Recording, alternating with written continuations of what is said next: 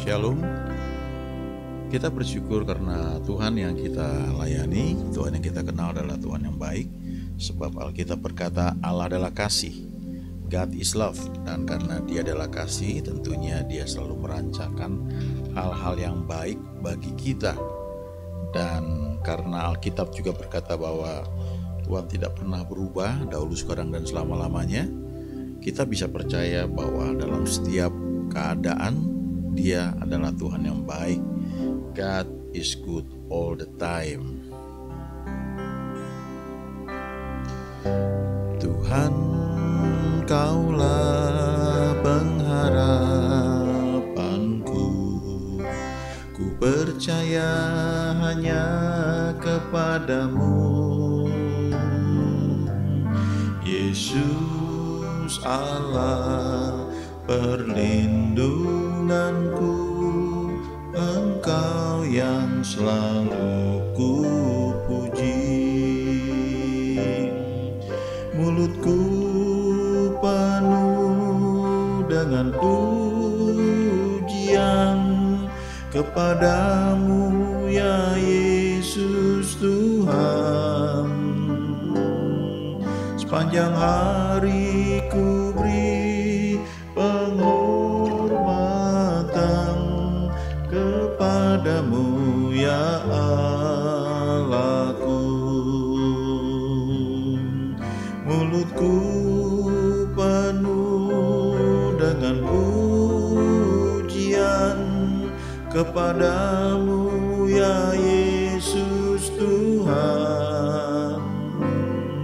Sepanjang hari ku beri penghormatan kepadamu, ya Allahku.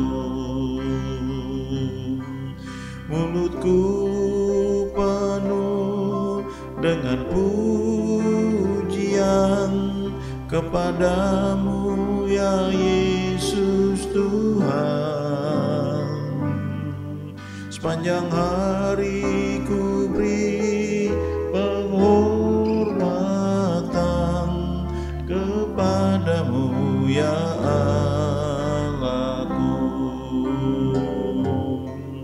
Kepadamu, ya Allahku. Kepadamu, ya Allahku.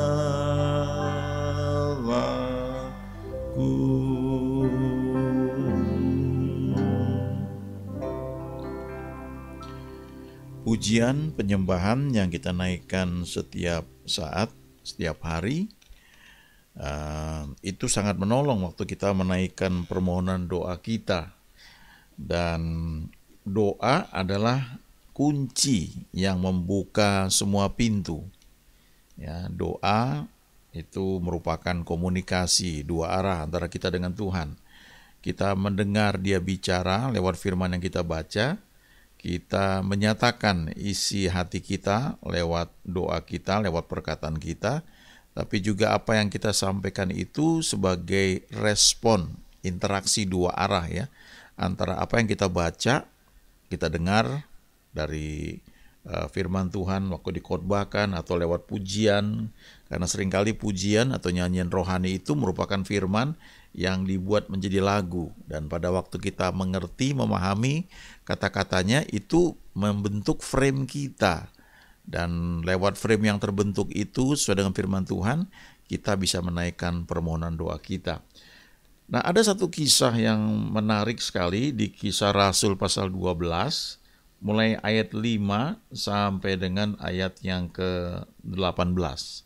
Sebenarnya dari ayat 1 ya, tapi ini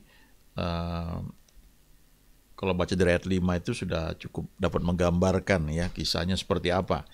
Jadi waktu itu ceritanya jemaat berkembang dengan pesat, lalu Raja Herodes ya itu mulai bertindak dengan keras, dia mulai menangkap ya orang-orang yang melayani Tuhan.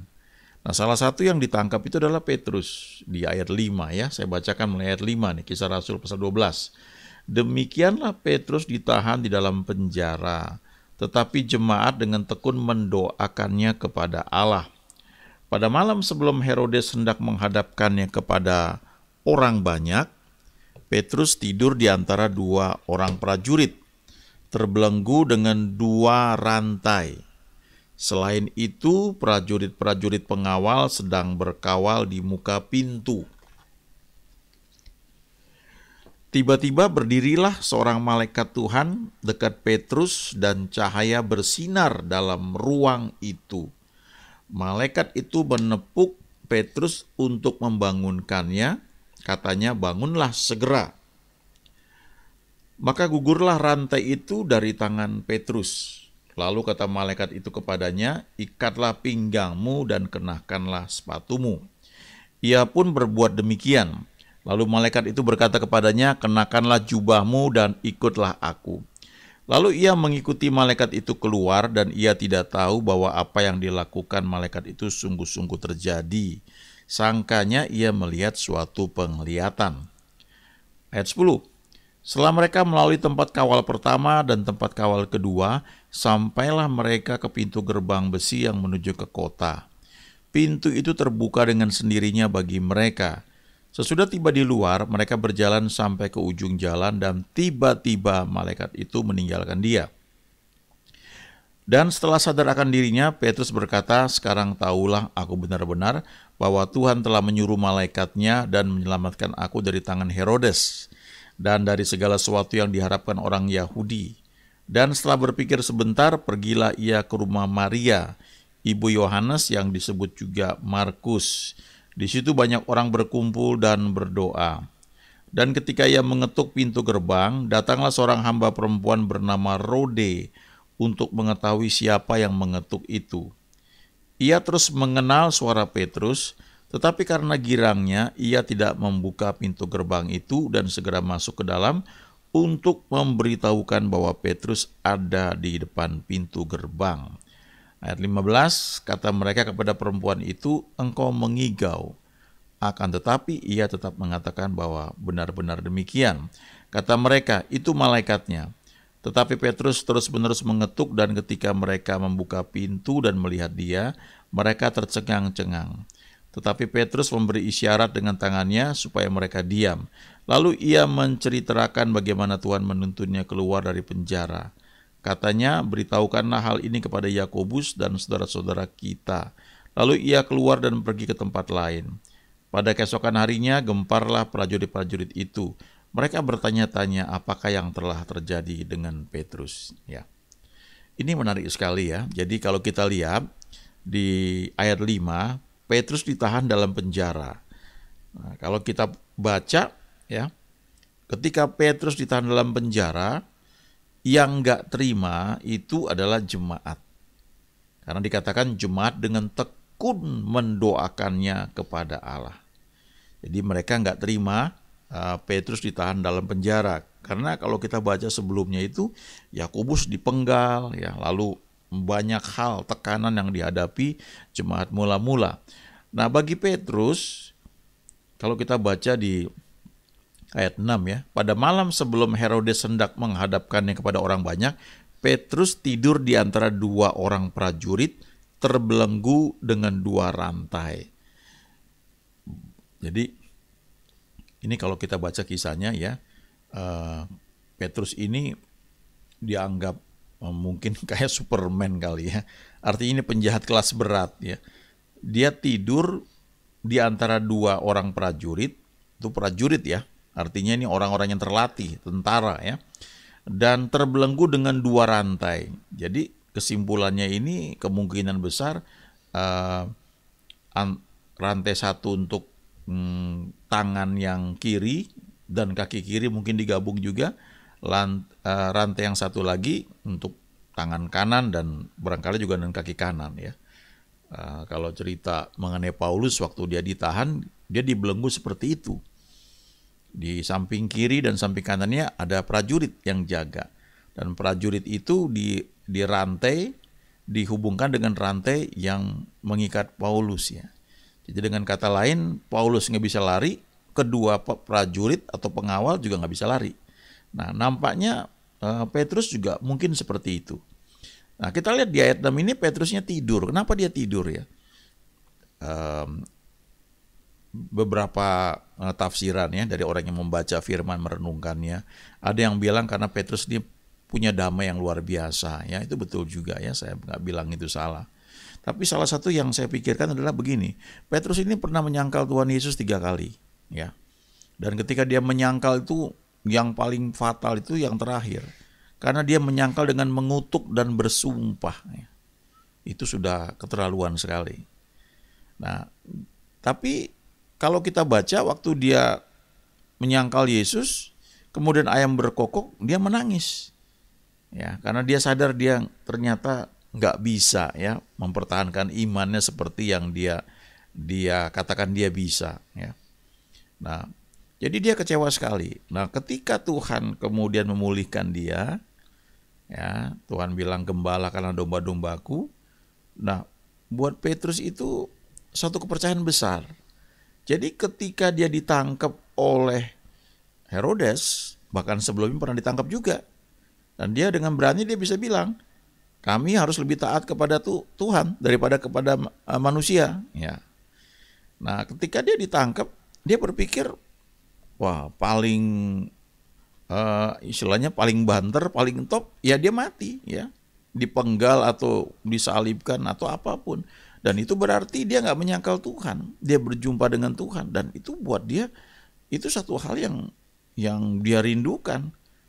Makanya kemungkinan besar dia tidur karena dia nggak mikirin lagi, ya. Bukan sekedar whatever will be, ya apapun yang terjadilah, bukan seperti itu. Tapi mungkin dia sudah siap dan dia bisa senang, dia nggak menyangkal Tuhan. Tapi jemaat tidak terima. Nah, ini pelajaran yang penting sekali. Ya. Ketika Petrus nampaknya tidak fight untuk persoalan yang dia hadapi ketika dia di penjara, jemaat yang fight, ya, jemaat yang membelanya. Mungkin teman-teman pernah baca ya cerita kisah tentang seorang lumpuh yang dibawa oleh 4 orang yang menggotongnya. Kemudian karena nggak bisa masuk rumah di mana Yesus sedang mengajar, mereka membongkar atap rumah dan menurunkan orang itu ke tengah-tengah Yesus, ya. Diturunkan dengan tali, ya seperti itulah, pokoknya diturunkan di depan Yesus. Dan ketika Yesus melihat iman mereka, ya, nggak dibilang iman orang yang sakit lumpuh itu, tapi iman mereka. Artinya kita bisa melihat 4 orang ini yang menggotong orang lumpuh ini, mereka yang berjuang supaya orang yang lumpuh ini bisa disembuhkan. Nah, jadi dalam beberapa kejadian itu bisa sangat sering terjadi. Ada orang yang sakit misalnya, dia udah nyerah, udah give up ya. Udah nggak apa-apa, aku nggak sembuh, nggak apa-apa, mau ketemu Tuhan, misalnya kayak begitu. Tapi ada orang-orang yang nggak terima, membela, berdoa dengan sungguh-sungguh. Ya. Akhirnya orang ini sembuh. Ya, saya cukup kenal dengan 2 orang hamba Tuhan yang sekarang mereka sudah bersama Tuhan. Ya, suatu ketika salah seorang dari mereka ini berdoa, dan kejadian ini minimal yang saya ketahui dua kejadian ya. Hamba Tuhan A ini sudah berdoa bahwa dia yakin ada orang yang didoakan itu sudah waktunya ya pulang ke surga. Jadi nggak perlu didoakan untuk kesembuhan gitu. Jadi dia cuma doakan berkati, berikan sukacita, dan ini banyak terjadi ya. Kadang-kadang kalau ketemu orang yang sudah lama sakit ya, itu membangkitkan imannya untuk sembuh itu seringkali lebih sulit ya, karena mungkin sudah apatis, sudah capek ya, dan percaya bahwa di surga nggak ada penyakit, dan itu betul sekali. Jadi udah nggak pengen sembuh istilahnya ya, dan keluarganya seringkali ada disiapkan untuk menerima segalanya. Nah, di sisi lain, hamba Tuhan yang satu lagi yang saya ceritakan tadi, dia nggak terima. Karena dia percaya Alkitab berkata bahwa usia manusia itu kalau di Kejadian pasal 6 ya, itu dikatakan 120 tahun. Beberapa hari, beberapa minggu belakangan ini saya baca beberapa tulisan orang-orang yang umurnya melewati 100 tahun. dan lumayan sehat ya untuk usia seperti itu. Nah, kadang-kadang sebagian orang Kristen terjebak pada kata-kata Musa di Mazmur 90. Usia manusia cuma 70 atau 80 tahun ya. Nah, kita perlu teliti membaca, itu tidak berlaku umum karena itu refleksi Musa, renungan Musa terhadap orang-orang Israel yang memberontak terus. Musa sendiri meninggal pada usia 120 tahun sesuai dengan apa yang difirmankan di Kejadian pasal 6. Dan ketika Musa meninggal, tubuhnya masih sehat, kuat, matanya belum rabun, dan dia masih bisa mendaki gunung untuk kemudian dia meninggal di gunung tersebut. Jadi kita melihat bahwa ketika ada firman Tuhan, kita perlu cek itu disampaikan kepada siapa. Nah ya, kembali ke cerita tadi, dua hamba Tuhan, yang A ini ketika dia lihat ada orang tertentu, sudah waktunya, sudah pulang ya, sudah harus pulang ke surga. Hamba Tuhan B ini dia nggak terima ya, dan dia bilang, enggak, saya mau doa buat orang ini. Ada yang dia doakan di rumah dengan timnya, mereka berdoa saya nggak tahu berapa lama, tapi saya dengar langsung cerita ini dari timnya ya yang berdoa, sampai mereka dapat konfirmasi bahwa Tuhan sudah mendengar ya. Dan seperti kisah Hizkia yang dikatakan usianya sudah nggak lama lagi, tapi kemudian ditambah lagi 15 tahun, dan itu terjadi ya. Setidaknya ada dua peristiwa yang saya tahu ceritanya itu. Jadi bisa terjadi seperti itu ya. Petrus dalam hal ini mungkin sudah bukan give up, bukan nyerah, tapi mungkin bukan apatis juga, tapi dia memilih udahlah ya, nggak apa-apa, ditangkap, dipenggal ya kan, ketemu dengan Tuhan. Tapi ada jemaat yang tidak terima dan dengan tekun mendoakannya kepada Allah. Nah, lalu akibat dari doa jemaat ini yang dengan tekun dinaikkan kepada Allah, akibatnya ayat 7. Tiba-tiba berdirilah seorang malaikat Tuhan dekat Petrus dan cahaya bersinar dalam ruang itu. Malaikat itu menepuk Petrus untuk membangunkannya, katanya, bangunlah segera.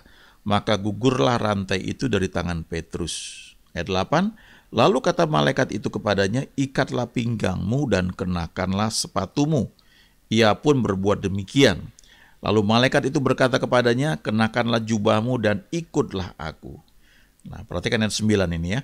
Lalu ia mengikuti malaikat itu keluar dan ia tidak tahu bahwa apa yang dilakukan malaikat itu sungguh-sungguh terjadi. Sangkanya ia melihat suatu penglihatan.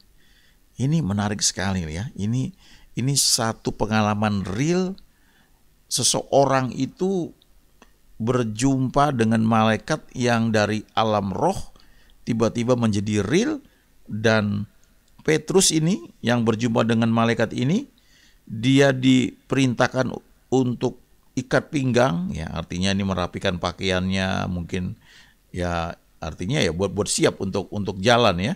Kenakan sepatumu. Lalu ketika berbuat demikian, malaikat itu bilang, ayo ikutlah aku ya. Dan waktu dia ikutin malaikat itu, dia kira itu penglihatan. Nah, kalau yang teman-teman yang mungkin pernah mengalami ya dalam doa, waktu kita menyembah Tuhan ya, tiba-tiba kita dapat vision, penglihatan.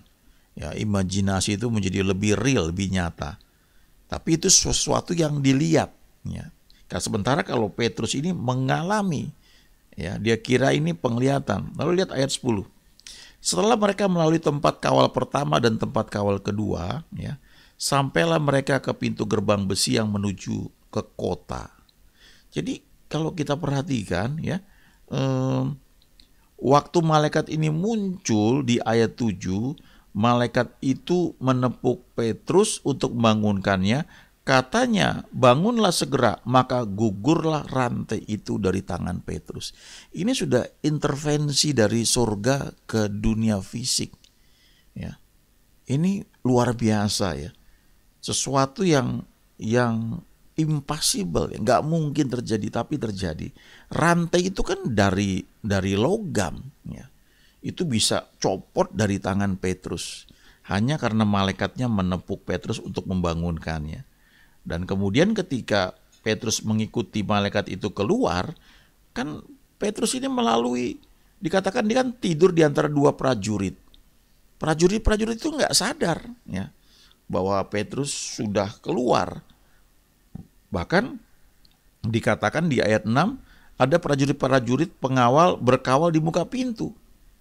Tapi di ayat 10 dikatakan mereka melalui tempat kawal pertama dan tempat kawal kedua, dan prajurit-prajurit yang menjaga itu seperti nggak lihat apa-apa sampai mereka ke pintu gerbang besi yang menuju ke kota. Lalu dikatakan di ayat 10 ini, pintu itu terbuka dengan sendirinya bagi mereka. Nah, ini yang namanya mujizat, ya, intervensi dari dunia rohani, ya, dari surga ke alam yang kasat mata di dunia ini. Lalu kalimat berikutnya, sesudah tiba di luar, mereka berjalan sampai ke ujung jalan dan tiba-tiba malaikat itu meninggalkan dia. Nah, sampai di sini, ya, karena di ayat 11 dikatakan, setelah sadar akan dirinya, Petrus berkata, sekarang tahulah aku benar-benar bahwa Tuhan telah menyuruh malaikatnya dan menyelamatkan aku dari tangan Herodes dan dari segala sesuatu yang dihadapkan orang Yahudi. Jadi rupanya malaikat itu khusus diutus untuk melakukan intervensi sehingga Petrus ini dibawa ke alam mujizat. Dia bisa melalui itu semua dan tiba-tiba pada titik tertentu dia sudah ada di ujung jalan, dan ini seperti diraibkan gitu ya, dari penjara tiba-tiba terus langsung di ujung jalan, ya, di luar dari ini, ya, karena ada pintu gerbang besi yang terbuka ini kan dikatakan di ayat 10. Nah, setelah sampai di situ, itu adalah tanggung jawab Petrus untuk meneruskan pergi kemana. Jangan balik lagi ke penjara. Jadi dari kisah ini kita melihat, ya, ada bagian Tuhan mengerjakan mujizat yang tidak mungkin dikerjakan oleh manusia. Tapi setelah itu ada bagian manusia, bagian Petrus yang mesti dia kerjakan. Ya. Karena di ayat 12 dikatakan setelah berpikir sebentar, dia langsung pergi ke rumah Maria, ibu Yohanes yang disebut juga Markus. Ya, ibu Yohanes Markus ini. Di situ banyak orang berkumpul dan berdoa. Lalu ayat 13, waktu dia mengetuk pintu gerbang, salah seorang hamba perempuan bernama Rode, dia periksa, ya. Dia datang untuk melihat siapa yang mengetuk itu. Di ayat 14 dikatakan dia langsung kenal suara Petrus. Tapi karena girangnya, karena dalam pikiran mereka yang sedang berdoa ini kan Petrus sedang dipenjara dan besoknya akan diserahkan kepada orang banyak. Dan karena girangnya dia nggak segera buka gerbang itu, dia kasih tahu orang-orang di dalam, dia kasih tahu bahwa ada Petrus di depan pintu gerbang. Nah, ayat 15 kalau kita baca ini, kata mereka orang-orang yang berdoa itu kepada Rode ini, engkau mengigau. Jadi mereka yang berdoa supaya Petrus dilepaskan, ketika Petrus yang muncul di depan pintu rumah mereka nggak percaya. Apakah kita pernah ngalami kayak gitu, ya? Ya, kita berdoa untuk sesuatu, ya, kita harapkan terjadi sesuatu. Begitu terjadi kita bingung, betul nggak gitu? Nah, ini terjadi, ya, karena mereka mungkin nggak pernah berpikir bahwa ternyata bisa terjadi. Petrus yang dipenjara tiba-tiba muncul depan pintu rumah mereka. Lalu ketika Rode berkata, itu Petrus, ya. Lalu mereka masih bilang, itu malaikatnya. Nah, jadi ini mereka sudah tahu bahwa setiap orang percaya itu ada malaikat penjaga. Jadi mungkin malaikat penjaga ini yang mukanya mirip Petrus atau suaranya mirip Petrus, ya. Itu kesimpulan mereka. Tapi ayat 16 dikatakan begini, Petrus terus-menerus mengetuk dan ketika mereka membuka pintu dan melihat dia, mereka tercengang-cengang. Ya, mereka baru saja mengalami jawaban doa yang sangat spektakuler. Ya, sampai mereka pun gak percaya, kok bisa seperti itu. ada hamba Tuhan yang dia cerita, dia pernah doain orang buta ya, orang buta atau orang juling kalau nggak salah ya, orang juling itu yang matanya mungkin melihat ke depan, tapi kalau kita lihat itu dia nggak lihat ke depan, lihat ke samping ya. Jadi waktu hamba Tuhan ini doakan, dia perintahkan mata itu normal kembali. Begitu dia perintahkan normal, matanya itu normal, hamba Tuhan ini kaget. Dan dia kelepasan ngomong, I can't believe you, saya nggak percaya gitu. Lalu dia bilang, mata itu balik lagi seperti yang sebelum didoakan gitu. Saya dengar cerita itu kaget juga ya. Tapi artinya begini ya, kadang-kadang kita ini, kita berdoa untuk sesuatu, tapi begitu terjadi, kita bingung juga, kok bisa ya gitu. Lalu ayat 17, Petrus memberi isyarat dengan tangannya supaya mereka diam. Lalu ia menceritakan bagaimana Tuhan menuntunnya keluar dari penjara. Katanya, beritahukan hal ini kepada Yakobus dan saudara-saudara kita. Lalu ia keluar dan pergi ke tempat lain. Ayat 18, pada keesokan harinya gemparlah prajurit-prajurit itu. Kenapa gempar? Karena mereka periksa rantainya utuh, pintu penjara terkunci, semua pengawalnya ada, tapi Petrusnya nggak ada. Nah, ini yang namanya pengalaman mujizat ya, atau diraibkan. Saya kenal seorang hamba Tuhan, dulu sering ke rumah orang tua saya ya. Dia seorang wanita ya, waktu itu belum menikah dan ya penampilannya cukup menarik lah ya. Dia bukan wanita yang jelek ya. Nah, dia itu suka sekali ke rumah kami, ke rumah orang tua saya. Waktu itu masih zaman berapa puluh tahun yang lalu ya. Jadi kalau dia mau pulang dari rumah orang tua saya itu, dia mesti naik angkot ya, angkutan kota cukup jauh sampai di terminal Cililitan ya. Sekarang udah nggak ada terminal itu karena sudah dibuat jadi pasar grosir Cililitan, jadi PGC. Dulu ada terminal di situ. Dari terminal itu dia harus naik bus ke Rawamangun dan itu takes time ya, makan waktu cukup lama. Dan dia cerita waktu dia pulang dari rumah orang tua saya itu sudah malam, kalau nggak salah jam 10 atau jam 10 mungkin ya, dan angkutan kota udah jarang sekali pada masa itu. Tapi toh dia tetap mau pulang, dia sendiri pulang itu bukan ke rumah dia, tapi rumah keluarga di mana dia tinggal ya, karena dia seorang hamba Tuhan, dia ditempatkan di situ. Ya, jadi dia setelah pelayanan kemana-mana termasuk ke rumah orang tua saya, dia memutuskan untuk pulang malam hari itu juga. Walaupun saya dengar dari orang tua saya, dia ditahan untuk nginep, tapi dia nggak mau ya. Dia pulang, dia sampai terminal Cililitan, kemudian belakangan dia ceritakan itu ya. Ada segerombolan pria ya, mungkin pemabuk atau apa, datang untuk melecehkan dia ya. Dan dia sudah didekati dengan beberapa pria, dan itu tengah malam ya, kira-kira mungkin diperkirakan itu sekitar jam 11 malam ke atas. Dia sedang nunggu bus ya untuk ke Rawamangun. Nah, ketika dideketin seperti itu dan dia nggak tahu harus berbuat apa, yang dia buat adalah dia berbahasa roh ya. Dan waktu dia berbahasa roh ya, belakangan dia cerita ini, dia nggak lihat apa-apa. Dia cuma lihat awan putih. Dan ketika dia buka mata dia lagi ya, karena waktu dia berbahasa roh dia menutup mata, dia lihat awan putih, dia buka lagi, dia sudah berada di depan gerbang rumah tempat dia nginap itu di Rawamangun. Padahal kalau diperkirakan waktunya nggak akan mungkin secepat itu ya. Jadi dari rumah orang tua saya itu mungkin jam 10 sampai di terminal sekitar jam 11 ya, Cililitan. Dia masih nunggu lagi ya. Ya mungkin sekitar setengah 12. Kalau dia naik bus nyambung itu mungkin dia sampai di sana jam 12, setengah 1. Tapi diperkirakan waktu itu sekitar jam setengah 12-an ya. Dia sudah ada di sana. Jadi itu waktu di mana dia di terminal Cililitan ketika dia itu mungkin mau diperkosa dan sebagainya ya, tapi dia berbahasa roh dan dia nggak lihat apa-apa lagi, dan tiba-tiba dia muncul di depan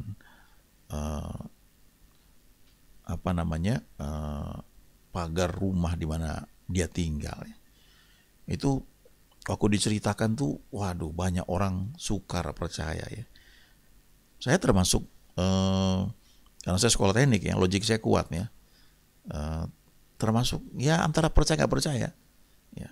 Nggak percaya karena bagaimana mendefinisikannya, ya, bagaimana menjelaskannya.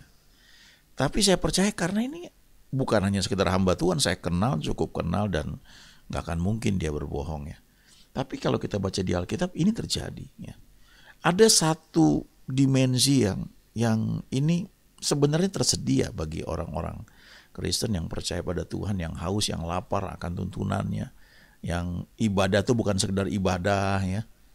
Ini kita ini sebenarnya sangat luar biasa ya. Kalau kita bergerak dalam tuntunan Tuhan, itu apa yang tercatat di Kisah Rasul itu bukan satu dongeng, dan itu bisa terjadi dalam pelayanan di mana kita ini terlibat ya. Saya pernah baca satu buku ya, tahun 60-an itu ada kegerakan yang terjadi di Timor. Di situ ada air menjadi anggur, ada orang jalan di atas air, banyak mujizat, orang mati dibangkitkan dan sebagainya. Tapi ada satu kisah yang waktu saya baca itu, wah, luar biasa sekali. Diceritakan di situ mereka ini ada tim ya, beberapa tim, dan satu ketika salah satu tim ini terdiri dari belasan orang atau mungkin 20 orang. Mereka pergi ke satu desa untuk pelayanan, dan di desa itu, desa yang sangat kurang ya, yang minus, bukan dari keluarga yang mampu. Dan mereka selesai pelayanan, mereka pulang ke rumah gembala dari gereja yang ada di situ ya, di desa tersebut, dan mereka nggak punya makanan. Ada banyak kisah mujizat yang aneh-aneh yang terjadi. Tapi salah satu yang saya baca itu yang saya ingat adalah mirip seperti yang Petrus alami. Jadi waktu mereka selesai pelayanan, mereka pulang ke rumah gembala ya, pendeta tempat mereka nginap itu. Lalu mereka berkumpul membentuk lingkaran dan mereka berdoa dalam keadaan lapar ya, karena nggak punya makanan. Dan waktu mereka sedang berdoa ya, menyembah Tuhan ya, mungkin juga berbahasa roh, tapi yang jelas mereka sedang berdoa, tiba-tiba mereka mendapat vision. Visionnya sama persis seperti yang Petrus alami, itu real ya. Mereka melihat ada malaikat-malaikat Tuhan datang, kemudian malaikat-malaikat itu seperti terbang, lalu membawa meja ya, meja yang cukup besar, kemudian merapikannya.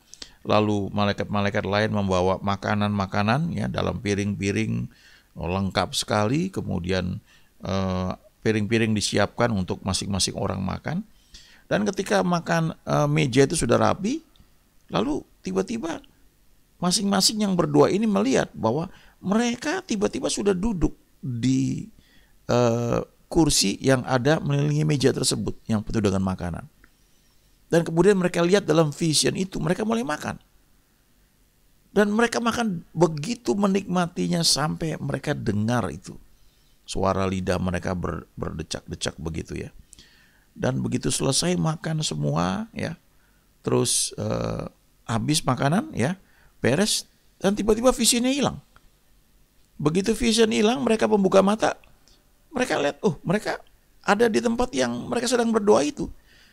Nggak ada perubahan, cuma bedanya perut mereka sudah kenyang. Wow, saya pikir bisa seperti itu ya. Ini yang kayak begini ya, kalau diceritakan bagi orang yang biasanya bergerak dalam dunia logika ya, ini mah cerita dongeng ya, omong kosong ya.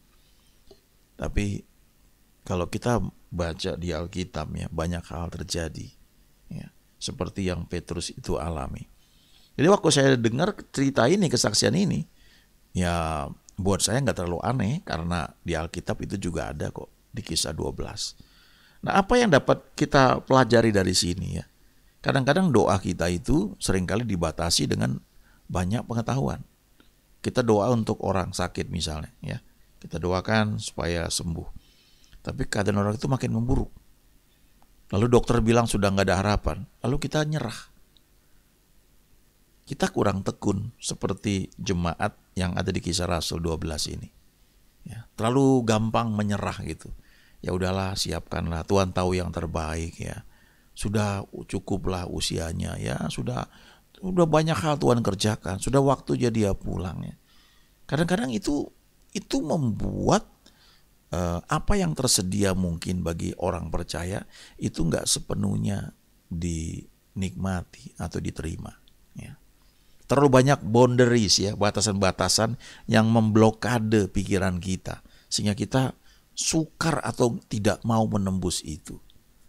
Padahal kalau kita baca kisah Petrus ini, jemaat tidak terima Petrus ditangkap, jemaat dengan tekun mendoakannya dan terjadi intervensi dari surga. Ya. Tapi ingat, malaikat itu cuma membawa Petrus sampai pada titik tertentu di mana selanjutnya Petrus bisa jalan sendiri.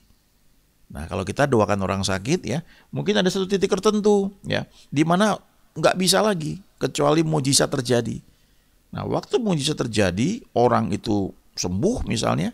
Nah, setelah sembuh itu ada bagian yang mesti dia kerjakan untuk melanjutkan kesembuhannya, tidak sakit lagi, sehingga dia bisa menikmati semua janji yang Tuhan berikan. Nah, itu perlu kerjasama ya dalam hal ini. Nah, bagian ini kalau saran saya baca berulang-ulang ya. Saya sudah berkali-kali baca ini merenungkan dan selalu saya kagum ya. Saya melihat salah satu contoh bagaimana ketika orang percaya berdoa, mujizat terjadi dan tidak ada mustahil bagi orang percaya. Tuhan itu baik ya bagi kita. God is good all the time. Ia membuat segala sesuatu menjadi indah pada saatnya masing-masing. Tapi perlu kerjasama dari kita. Kalau kita mau, kita lapar, kita haus, lakukan bagian kita, maka kita akan mengalami bahwa betul memang God is good all the time. Amin.